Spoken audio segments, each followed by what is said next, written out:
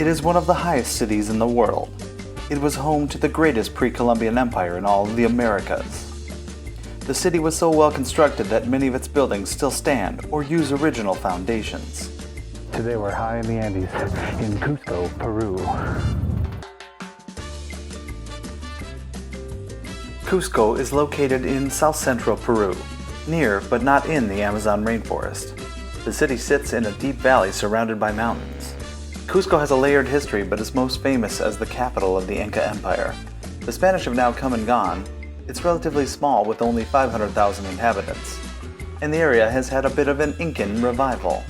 I have always wanted to visit South America, and particularly Machu Picchu, but as you'll find, all roads kind of go through Cusco, Peru, to get to Machu Picchu.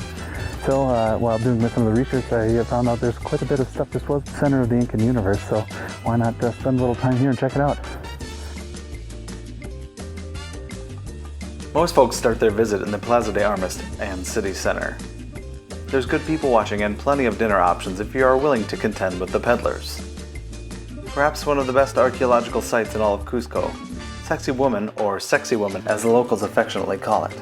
Once an important defensive structure and the head of the jaguar, referring to the shape of the old city, it was also a quarry for many of the Spanish buildings. The pure scale is quite amazing.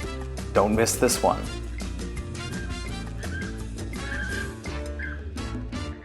Santo Domingo Church was built on the foundations of one of the most important temples in the Inca Empire. The temple was so well constructed that the church placed on top has been destroyed by earthquakes, and the Incan foundations barely moved. Inside, much of the original temple can still be seen. If the Central Plaza becomes too much for you, head east into the old town of Cusco. These narrow streets, alleys, and Inca walls will dazzle you and give you a break from the loud streets near the core.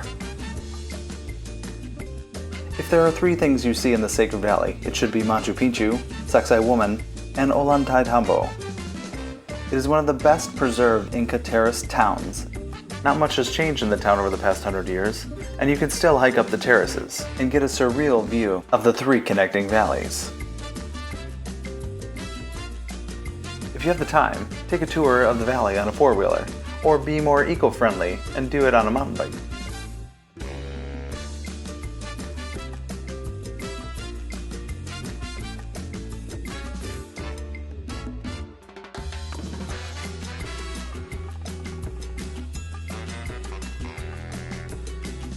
Let's get the bad stuff out of the way. The altitude up here is about 11,000 feet, and it takes you quite a while to acclimate, especially for some of us lowlanders. I'd say the most annoying thing here is all the peddlers that are constantly asking for your business. They're offering horrible crafts. It just happens constantly. You're always saying no gracias, and they're very persistent here. I really wish they didn't have that problem here, because it's such a beautiful place with beautiful monuments, and it does ruin the experience. So some good and surprising things. Well, the airport is smooth. It is slick in and out of there. It's right near the center city, so you can get in and out no problem with a taxi or an Uber. The city is very neat and well kept, and the restaurants are good, all things considered. So what makes this place great? Well, I think it's the Incan architecture, personally.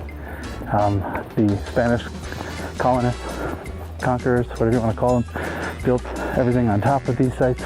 Strangely enough, some of the only things remaining are the Incan structures. A lot of these colonial buildings have already collapsed or have been rebuilt many times. Tight, you can put things in here. And we learned on one of our tours the other day that there is actually mortar in here, but it's behind it. But for the most part, gravity is keeping these together. And they're just so well made in the front. If you looked at the top view down, it's not nearly as clean, but the front facade is almost perfect, and you can barely fit a sheet of paper in there.